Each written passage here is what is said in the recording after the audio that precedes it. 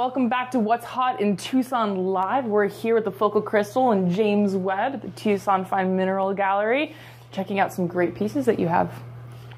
Great to see you, James. What have you got to show us? Well, we've got highlights of the highlights. We've got a rock that's getting a lot of attention here in the gallery. These so-called Yaoganshan roses on a big, beautiful quartz point. There's a couple of relatively famous ones that came out of Yaoganshan. One of them is in the Fabian Wildfang collection out of Germany, and that one's with fluorite. This one is 3 roses on a large quartz points, and we were excited to get that offer in our inventory this year. And these things fluoresce. They do, certainly. they do. They fluoresce, kind of a pinkish. Bright pink. Pinkish. Pink. Yeah.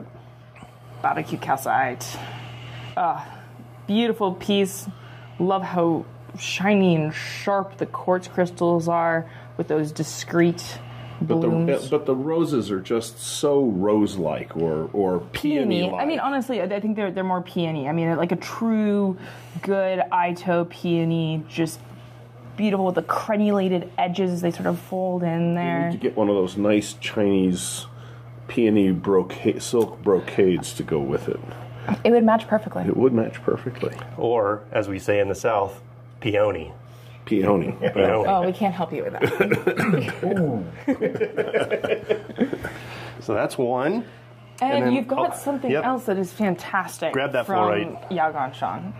Which, what a cool deposit that you can go from a rose to a little, it's like you poured out like Bahama waters into a cube. It's just so perfect. Yeah, there were 3 pieces in this pocket. This was the best piece from the pocket. This is a color that is very hard to replicate in the mineral world. Almost, Well,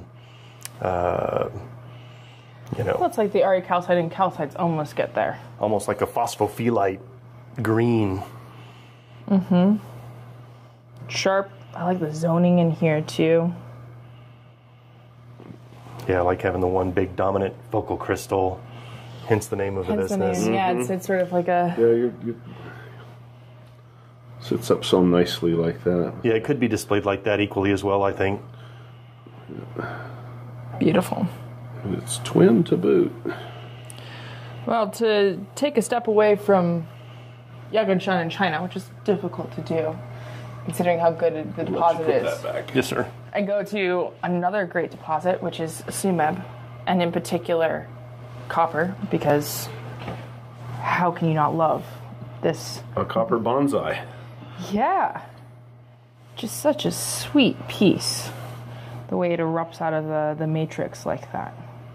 So we bought that many years ago when Tom Spann was more active selling minerals with Mineral Masterpiece.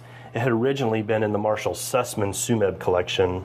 Which was a stupendous Sumeb collection as well. One of the best in the world for sure. It's really difficult now to sell Sumeb minerals to Marshall because he's like, well, I've owned the best of this and I've owned the best of that.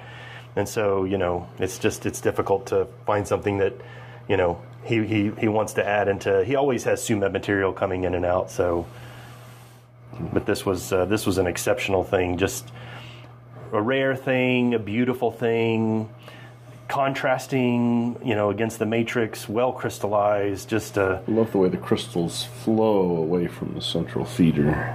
Yeah, all coming up off of that one little branch. Right like that.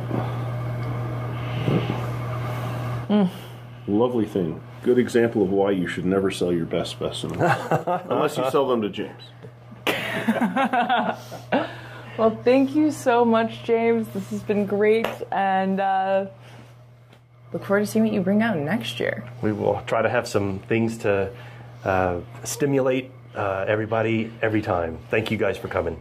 And there's so many good specimens in here. We had to pick 3, but people want to see what else is in here. There's at least 4 or 5 good specimens here. But we focused on 3 today. Yeah. 4 or 5 more. 4 or 5 more. Yeah. Yeah.